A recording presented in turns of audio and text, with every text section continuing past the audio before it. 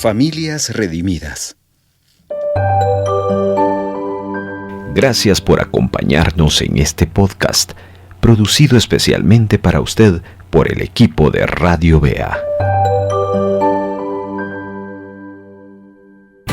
Tiempo devocional.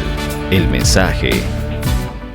Esta es una excelente oportunidad para abrir nuestros corazones y presentarnos delante de Dios en los siguientes minutos para escuchar su palabra.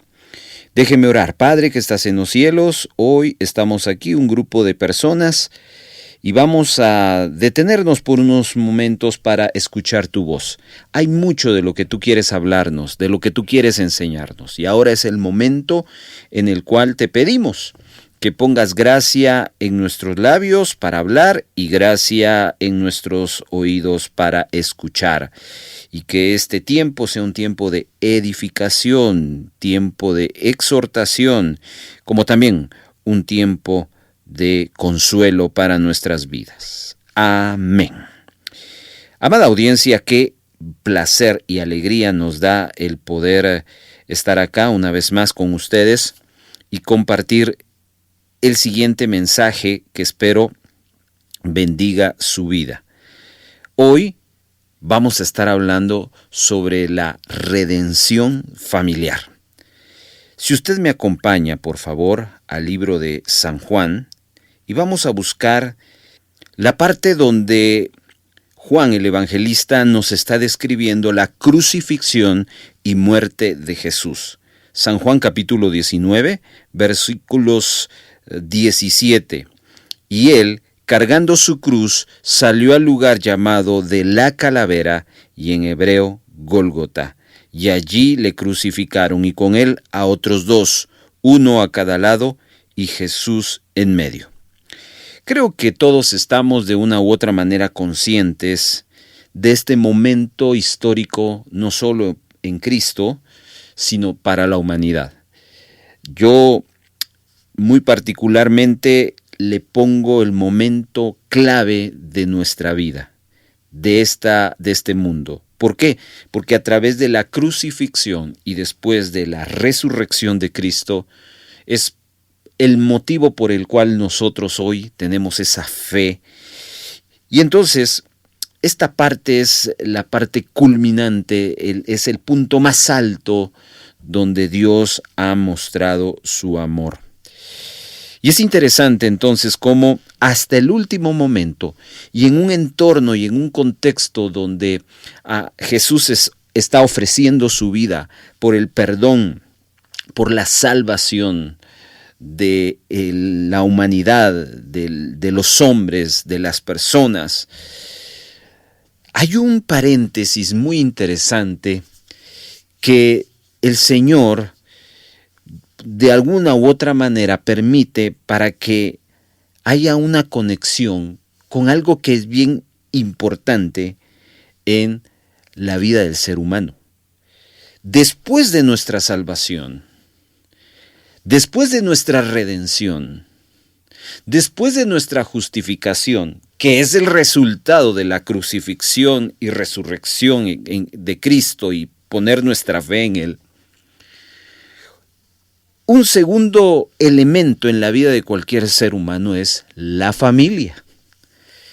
De hecho, cuando uno va al Génesis, uno ve el proceso de la creación, y cuando Dios culmina esa creación, la culmina con la creación del hombre, y ahí incluye a la mujer, y ahí incluye a la familia, aunque es más adelante donde aparece la figura de Abel, de Caín, de los hijos de Adán. Es en ese momento donde Dios los bendice y les dice fructificaos, es donde ya incluye a la familia. Entonces, como ve, en el plan de Dios está la vida familiar. Y es interesante que aún en la redención literal, en el momento en que Cristo está muriendo y que va a resucitar, hay un momento donde viene una redención para la familia. Y déjeme explicárselo. Ahí en Juan capítulo número 19, dice en el versículo número 25. Estaban junto a la cruz de Jesús su madre y la hermana de su madre, María, mujer de Cleofas, y María Magdalena. Cuando vio Jesús a su madre y al discípulo a quien él amaba, que estaba presente, dijo a su madre: Mujer, he ahí a tu hijo. Después dijo al discípulo que amaba: He ahí a tu madre. Y desde aquella hora el discípulo la recibió en su casa. Mire que estos 3 versículos han golpeado fuertemente en estos días mi mente y mi corazón. Y en ese análisis personal, yo puedo ver cómo aún en ese plan de salvación, en esa obra redentora que el Señor está haciendo en la cruz, también está pensando en la familia. Y ahí, más que una idea, es la evidencia de que Dios le importa nuestra familia o nuestra vida familiar. Yo veo acá 3 cosas que es el punto al cual yo quiero compartirle, que Jesús me enseña en estos versos y en ese momento donde ya está a punto de expirar, de morir, pero que le da chance de traer una redención familiar. Así que ponga atención, porque yo espero que usted sea bendecido. En primer lugar, yo veo aquí que se dirige Jesús a su mamá. No olvidemos que Jesús viene de una familia.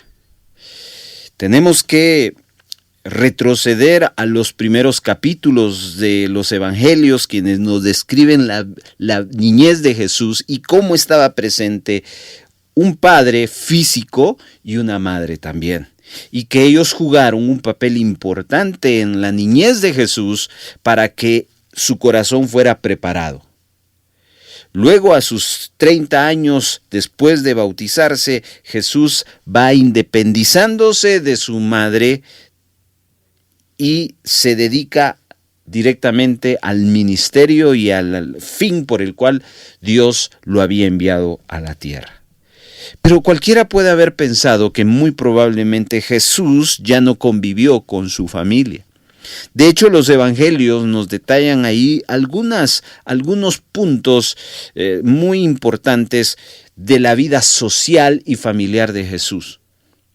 Pero vamos al final, y es en este momento donde Jesús está a punto de morir, y él entiende y reconoce que en su vida hay algo bien importante, y es su mamá.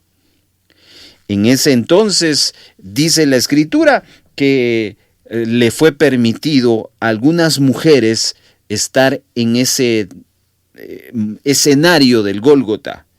Y ahí estaba su mamá, también estaba la hermana de su mamá, es decir, su tía, y habían 2 mujeres más, la mujer de Cleofas y María Magdalena, pero también añade al único discípulo que estuvo presente, pero note cómo lo describe Juan. Bueno, Juan está hablando de él mismo diciendo al discípulo a quien él amaba. No vamos a hacer mucha referencia, pero sin duda alguna Jesús no tenía preferencias con los discípulos, pero sí tenía más intimidad uno que otro. El punto es que Juan formaba parte de ese círculo íntimo de Jesús. Había mucha confianza en Juan, de tal manera que se dirige a su mamá y le hace un encargo. Y dice el versículo número 26, mujer, he ahí a tu hijo.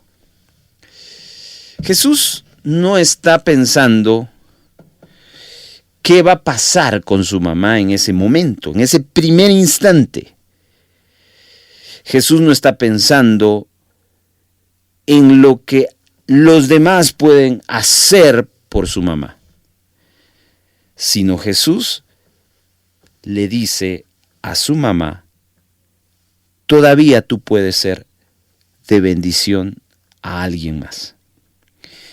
Y en esa idea y en ese pensamiento, mi primer punto es, padres, siempre hay alguien y siempre hay algo que enseñar. Y esto es algo que quiero hoy enfatizar, porque cuando uno crece, se casa y se convierte en padre, un elemento importante en la vida de todo papá y de toda mamá es la enseñanza. Vea lo que dice Proverbios capítulo número 1, por favor, busquémoslo, Proverbios capítulo número 1, y el versículo número 8 dice de la siguiente manera: Oye, hijo mío, la instrucción de tu padre, y no desprecies la enseñanza o la dirección de tu madre, porque adorno de gracia serán a tu cabeza y collares a tu cuello. Muy bien, vea el verso 10. Hijo mío, si los pecadores te quisieren engañar, no consientas. Note aquí este punto, lo trascendental, que un hijo esté recibiendo la enseñanza, la instrucción, la corrección de un padre. Porque esa instrucción y esa enseñanza es un collar y también es una protección para la vida de cualquier hijo, no importa la edad que tenga. Porque dice el verso 10, ya hablándole directamente a los hijos, que hay pecadores, gente alrededor de nuestros hijos que quieren engañarlos. Por lo tanto, no hay que dejar de instruir, de corregir y de enseñar. Y ese es el encargo que Salomón le está dando a los padres. Y es el encargo que Jesús le está dando a su mamá en relación a este joven discípulo que está viendo cómo su maestro ya no va a estar más con él físicamente. Y esto entonces nos da la idea de lo importante que todo padre debe de estar desarrollando en su hijo una instrucción y una enseñanza. Cuando uno piensa en la enseñanza de un padre, normalmente para los que ya llevan años avanzados, ya son padres de hijos grandes, ya son hasta abuelos, seguramente se remontan a su pasado. Pero la enseñanza es algo que está intrínseco en la vida de una mujer que es mamá y de un hombre que es papá. Por eso es que parte de la redención en la familia es la enseñanza.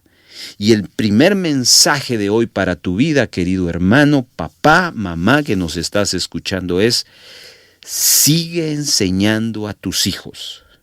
No dejes de instruirlos. No dejes de corregirlos. Es parte del encargo y de la redención, de la obra redentora que Jesús hizo en la cruz para la familia. Cuando le dice a María, su mamá, he ahí a tu hijo, le está diciendo: sigue aportando a su vida, sigue bendiciendo su vida, sigue instruyéndole, sigue corrigiéndole, sigue enseñándole. Quiero que me acompañe a Tito, capítulo número 2 y verso número 3. Tito número 2. Dice, versículo número...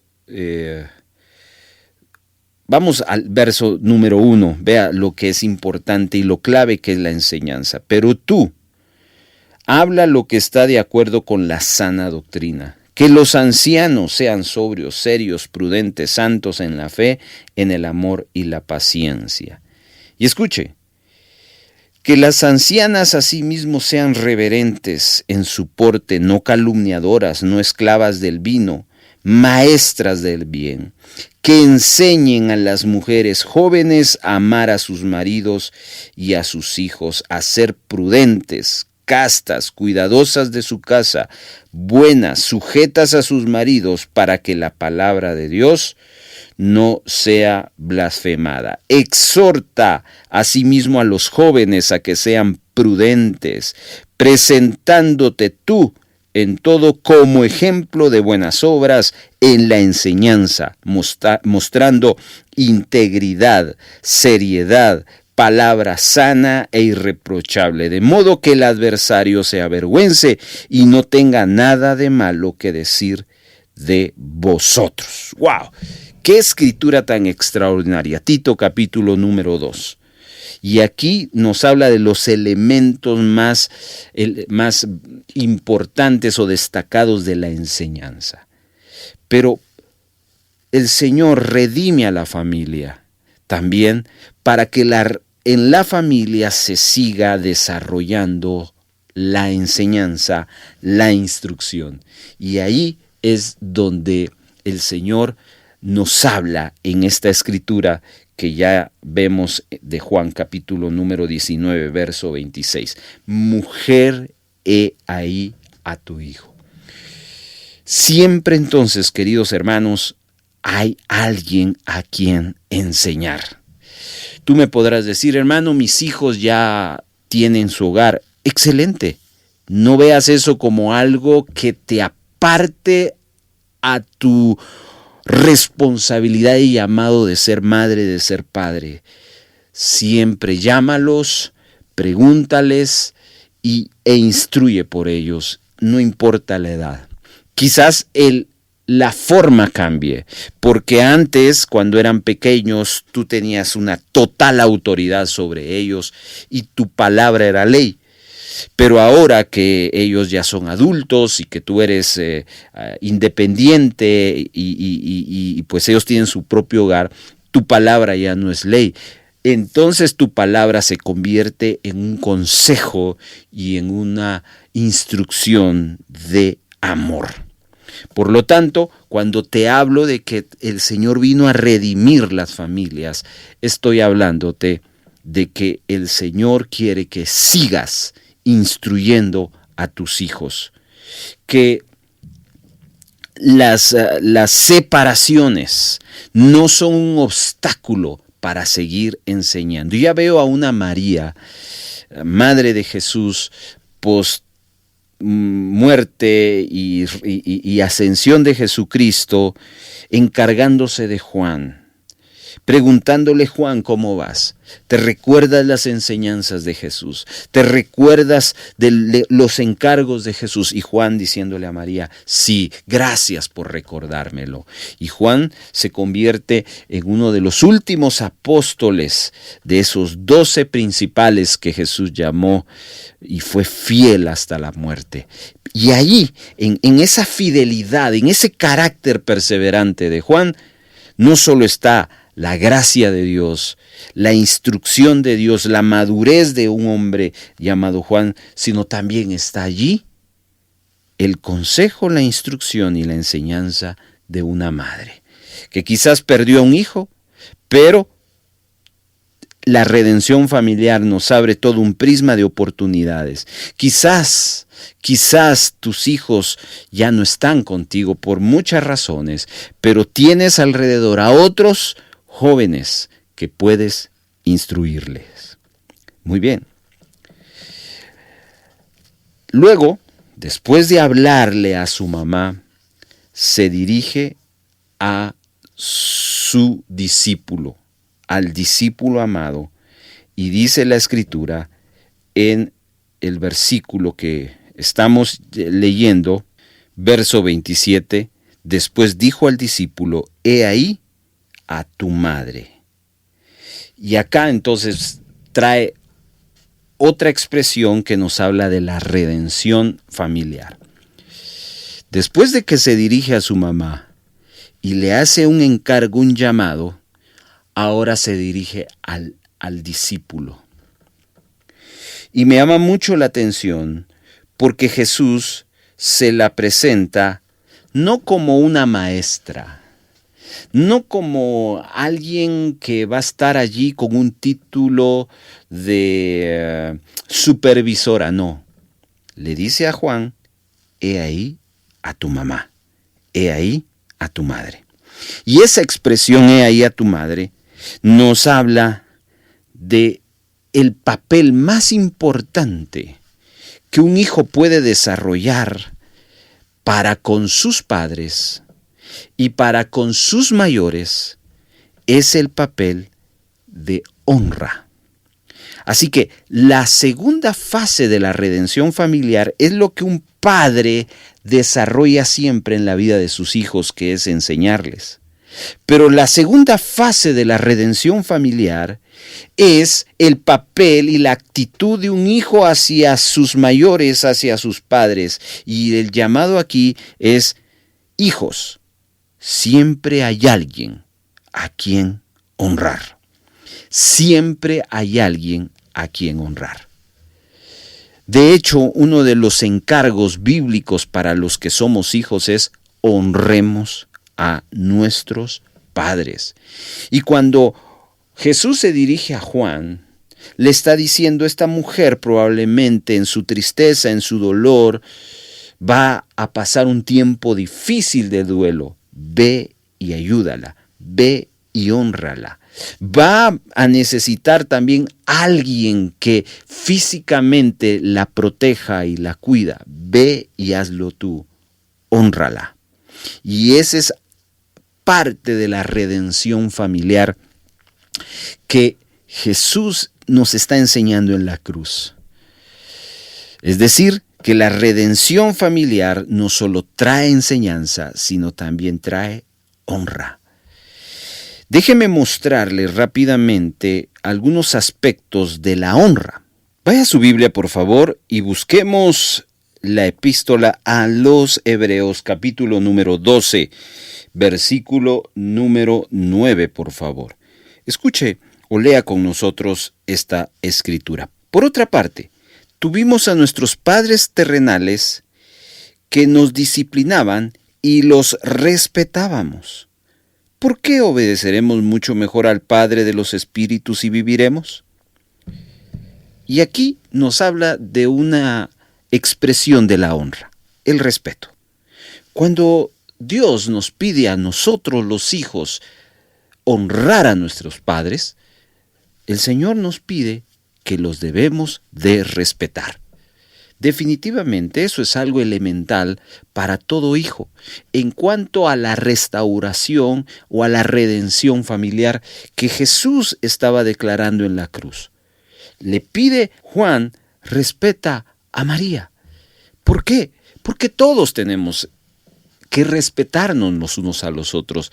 Y el escenario donde mejor se aprende ese principio es en la familia. Así que, hijos, hoy Dios nos pide y nos llama a que nosotros debemos honrar a nuestros padres en relación al respeto. Veamos otra escritura, por favor. Vaya conmigo al primer libro de Reyes, capítulo número 2. Lea conmigo el verso 19. Vino Betsabé al rey Salomón para hablarle por Adonías, y el rey se levantó a recibirla y se inclinó ante ella, y volvió a sentarse en su trono, hizo traer una silla para su madre, la cual se sentó a su diestra. Y ella dijo, una pequeña petición pretendo de ti, no me la niegues. Y el rey dijo, pide, madre mía, que yo no te la negaré. Miren qué interesante este escenario de Salomón y su mamá Betsabé. Salomón ya era rey. Salomón era la autoridad máxima. Pero Salomón, en ese momento, entiende que está delante de su mamá. Por lo tanto, con sus palabras y con sus acciones, la honra. Y es otro elemento de la honra de un hijo para un padre. Palabras y acciones. Hijo, ¿cómo son tus palabras ante tus padres? ¿Cómo son tus acciones ante tus padres? Salomón honró a su mamá, aún siendo autoridad máxima de ella.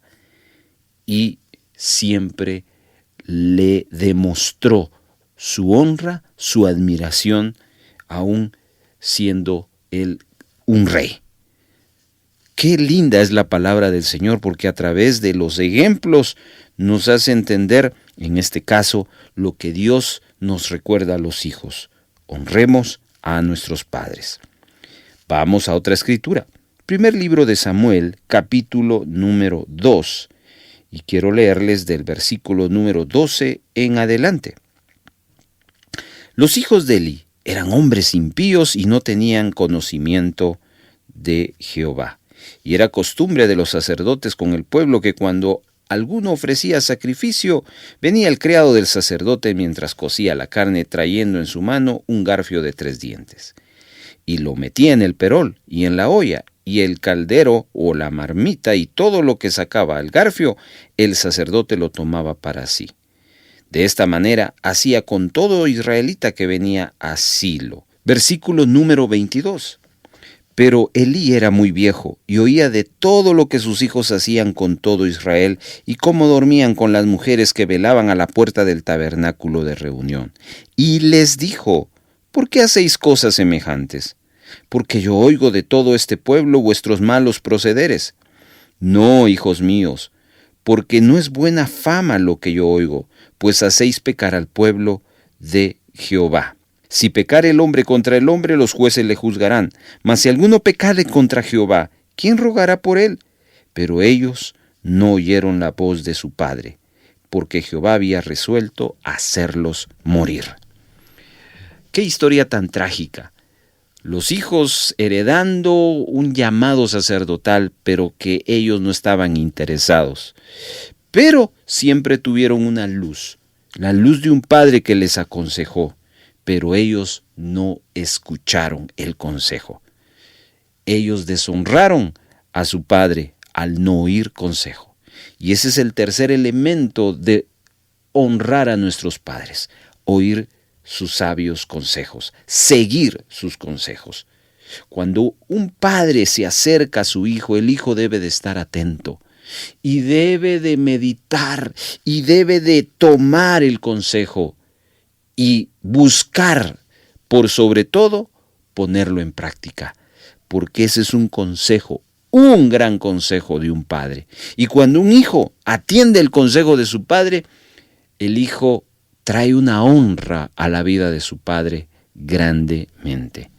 Lo que Elí, en este caso que vemos de 1 Samuel 2, él decía: la gente habla mal de nuestra familia porque ustedes se portan mal, y eso es deshonra. Así que hoy Dios quiere traer redención también a la familia, y Dios quiere restaurar la honra que un hijo debe de darle a un padre. Y quiero llevarles al último punto, que está ahí precisamente en Juan capítulo número 19, que es la escritura que hemos estado utilizando a lo largo de esta meditación. Dice la escritura en el verso 27 que desde aquella hora el discípulo le recibió en su casa. En otras palabras, el discípulo la cuidó, la apoyó en sus necesidades. Y eso es honra, querido hijo que me estás escuchando. Honrar a tus padres, que es parte de la restauración que el Señor trajo en la cruz, no solo para las personas, sino para las familias, es respeto a tus padres, palabras y acciones correctas a tus padres, seguir los consejos de tus padres y apoyar sus necesidades. Cuando tú haces eso, tú honras y entonces das evidencia que la redención del Señor está sobre tu familia, no solo sobre tu persona, sino sobre tu familia. Y yo termino con el punto número 3. Hemos visto 3 cosas que implican la redención familiar. Número 1, padres que nunca dejen de enseñar a sus hijos. Número 2, hijos que nunca dejen de honrar a sus padres. Y número 3, Esta es la redención familiar. Cuando yo veo a un Jesús diciéndole, mujer, era ahí a tu hijo, hijo, y ahí a tu madre, estoy viendo cómo Dios trae sanidad a un corazón dolido. Cómo el Señor trae restauración tras la pérdida de un ser querido. Hermanos, quisiéramos que las familias nunca sufrieran división. Quisiéramos que nuestras familias nunca se separaran, ¿verdad? Pero eso es imposible, es antinatural. Hay dos formas como las familias se separan. Naturalmente, cuando alguien decide independizarse o cuando alguien pasa a la presencia de Dios, alguien muere. Y esos momentos son difíciles. Y es lo que Jesús está ministrando en ese momento a un joven que deja a un gran maestro y a una mujer que deja a su hijo. Pero Jesús trae redención a la familia. Y este tercer elemento es que Jesús tiene la capacidad de llenar cualquier vacío que deja un familiar. ¿Perdiste a tu mamá? Jesús puede llenar ese vacío. Mujer, ¿perdiste un hijo?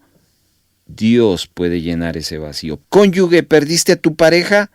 Dios puede llenar ese vacío. Quiero llevarte a 3 escritoras. Génesis capítulo número 1 dice, y la tierra, versículo 2, estaba desordenada y vacía, y las tinieblas estaban sobre la faz de la tierra, y el Espíritu de Dios se movía sobre la faz de las aguas. En aquel tiempo, la tierra estaba vacía. ¿Y qué hizo Dios con ese vacío? Lo llenó. Verso 3, entra el Espíritu de Dios y empieza la creación y pues es en el mundo donde estamos. Dios puede y quiere llenar el vacío que pudo haber dejado cualquier ser querido. Ahora te llevo al libro de Eclesiastés, capítulo número 3, versículo número 11. Dice la Escritura, todo lo hizo hermoso en su tiempo, y ha puesto eternidad en el corazón de ellos, sin que alcance el hombre a entender la obra que ha hecho Dios desde el principio hasta el fin. Todo lo hizo hermoso en su tiempo. Es decir, que aún esa separación puede convertirse en un tiempo maravilloso en nuestra vida si dejamos que Dios llene ese vacío. El problema cuando uno pierde a un ser amado es que no buscamos que ese vacío sea lleno. Y si buscamos llenarlo, lo buscamos en asuntos y en personas que no tienen la capacidad de poder llenar el vacío. Solo Dios puede hacerlo. ¿Por qué digo eso? Y esta escritura nos va a ayudar a entender. Versículo número 13 del capítulo 12 del libro de Eclesiastés. El fin de todo el discurso oído es este: teme a Dios y guarda sus mandamientos, porque esto es el todo del hombre. ¿Qué es lo que Salomón nos está queriendo decir? Salomón fue un hombre que probó de todo en la vida. Probó de todo. Tendrías que leer todo el libro de Eclesiastés para que entiendas qué es eso de todo. Tuvo hijos, tuvo esposas, tuvo dinero, tuvo bienes, etcétera, etcétera. Y Salomón llega a la conclusión: nada de eso pudo satisfacerme. Lo que pudo satisfacer mi vida ha sido Dios. Por lo tanto, este tercer elemento de la redención familiar es que la familia debe de integrarse a través de la instrucción en el caso de los padres y en el caso de los hijos honrando a los mismos. Pero ambos deben de darle cabida a Dios porque Él llena cualquier necesidad. María pudo enfrentar la pérdida de un hijo, buscando de Dios y siguiendo y continuando enseñando a sus hijos, y en este caso a Juan. Juan pudo enfrentar la pérdida de un gran maestro y amigo y un ser amado. ¿Cómo? Honrando a María y llenándose de Dios. Así que hoy yo quiero traer una palabra de esperanza para tu vida familiar. Dios quiere restaurar y redimir tu familia también, no solo a ti como persona, sino a tu familia.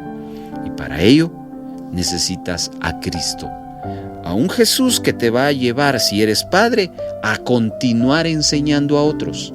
Si eres hijo, a honrar a alguien más, a tus padres, y si no los tienes, a otros que están cerca de ti. Pero también Dios quiere llenar tu vida.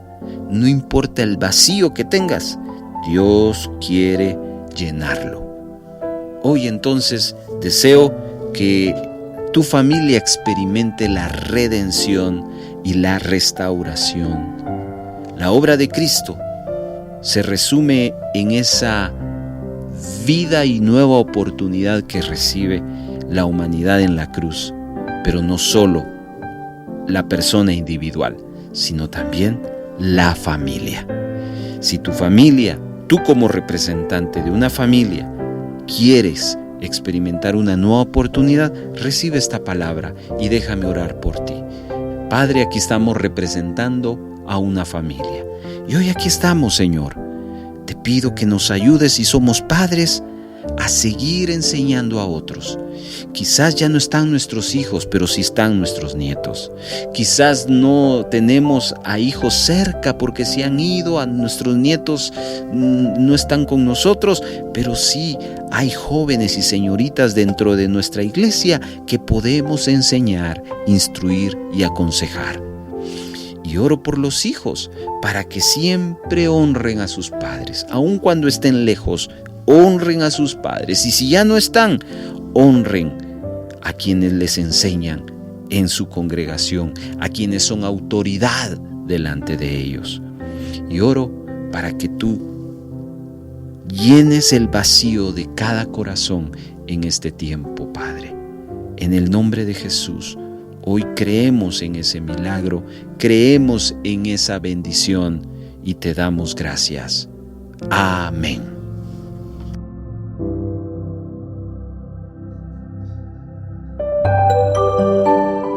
Voz Evangélica de América, Radio BEA.